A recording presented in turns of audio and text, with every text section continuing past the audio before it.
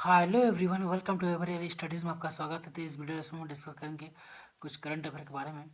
तो चलिए इस वीडियो लेसन को शुरू करते हैं। तो देखिए, इसमें क्या है, केरल के जो मुपट्टम सिंह नारायण जी हैं, उन्होंने एक प्रोजेक्ट की शुरुआत की जिसका नाम का है parts for water of life. तो इसमें क्या होता है, parts for water of life एक स्कीम है। किन्होंने चालू किया प्रोजेक्ट, किनका है, मुपट्टम सिंह नारायण जी का है, जो केरल के रहने वाले हैं।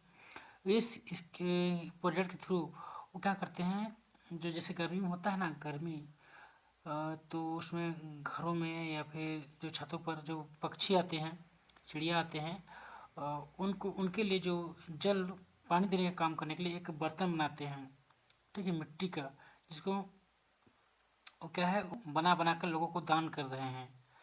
कौन? केरल के जो मुपट्टम सिंह नारायण जी हैं ये। तो ये हजारों पार्ट्स को दान कर चुके हैं। तो इनका जो दान, ये एक लाखवां जो होगा इनका, वो बर्तन जो इनको दान करेगा, वो दान करेंगे इस साबरमती आश्रम में, जो गांधी जी के आश्रम थे, ठीक है। तो कहाँ दान करेंगे अपना, जिनका एक लाखवां, वो गांधी जी के साबरमती आश्रम पर दान करेंगे। तो इसी तरह दूसरा स्कीम हम यहाँ देख लेते हैं, जल मंदिर योजना। ये जल मंदिर योजना क्या है? जल मंदिर की योजना के थ्रू इसमें क्या होता है, एक कुआं टाइप का कुआं होता है, जो पुराने कुआं होता है, जिसको गुजराती में क्या है, वाव बोला जाता है, ठीक है। तो इसमें क्या है, उसको साफ सफाई किया जाता है। जो पौराणिक हो गए हैं, जो पुराने कुआं हो गए हैं, उनको क्या है, साफ सफाई किया जाता है, ताकि उनके प्राचीन प्राचीन का है कुआं वो बचा रहे। इसलिए इस जल मंदिर की ये शुरुआत की गई है। अच्छी तरह आप देखेंगे कि माधोपुर मेला पोरबंदर में समुद्र के पास माधोपुर नाम का एक गांव लगता है, ठीक है। वहाँ मेला लगता है, जिसको क्या है, माधोपुर मेला बोला जाता है। तो ये आपको समझ में आ गया होगा। अब इसी तरह अभी भारतीय इकोनॉमी का $100 बिलियन, यानी लगभग आपका 30 लाख करोड़ रुपए का है, एक्सपोर्ट किया है, का टारगेट हासिल किया है।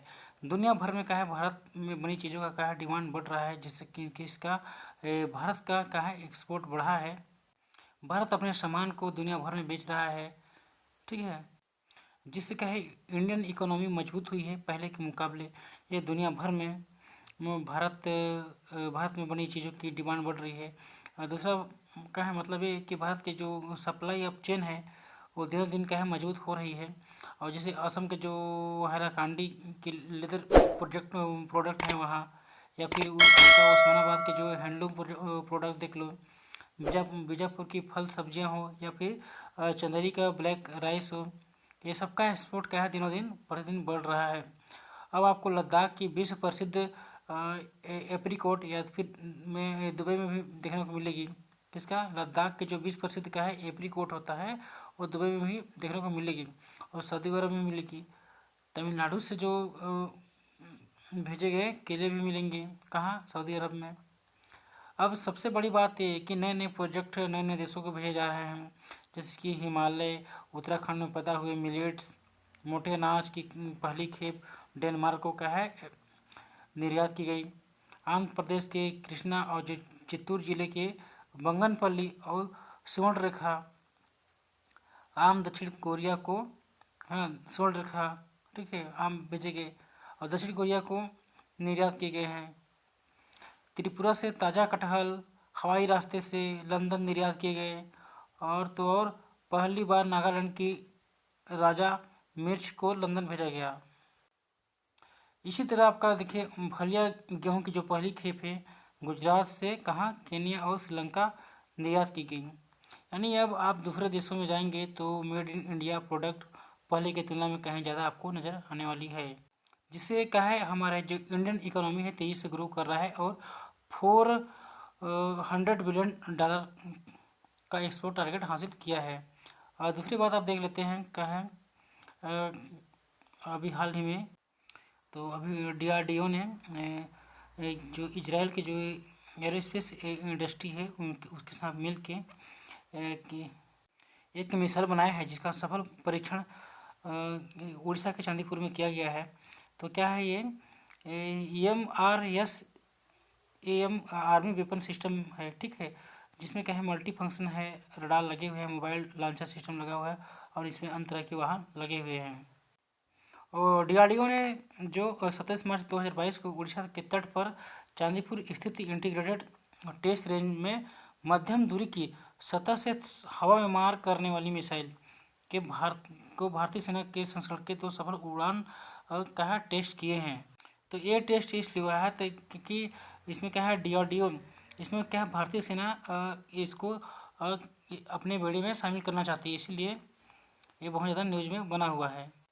तो देखिए डीआरडीओ क्या करता है, डीआरडीओ हमारे इंडिया के लिए क्या है, वो क्या है मिसाइल और क्या है डिफेंस इक्विपमेंट बनाता है, जिससे हमारे इंडिया को क्या है कोई भी समस्या आए तो यहाँ से अपना सामान कैरी कर पाए।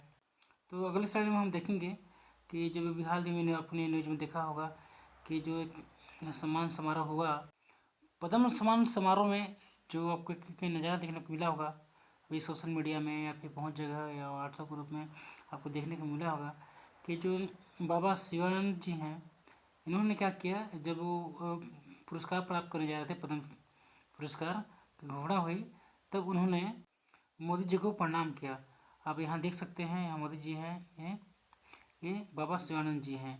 तो ये बाबा शिवानंद जी कौन है, इसके बारे में हम अगर बताना चाहते हैं तो कि शिवानंद जी अभी काशी के दुर्गा कुंड क्षेत्र की कबीर नगर कॉलोनी में रहते हैं। इनकी उम्र 126 वर्ष की बताई जाती है। जी 126 वर्ष में भी ये क्या है एक समान आदमी की तरह रह रहे हैं।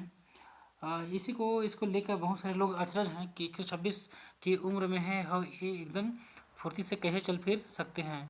लेकिन इसमें कुछ राज है, क्योंकि ये योग गुरु हैं, जिससे ये अपने आप को अपने शरीर को क्या है तरोताज़ा रखते हैं, जिससे इनको बहुत ज़्यादा आसानी होती है।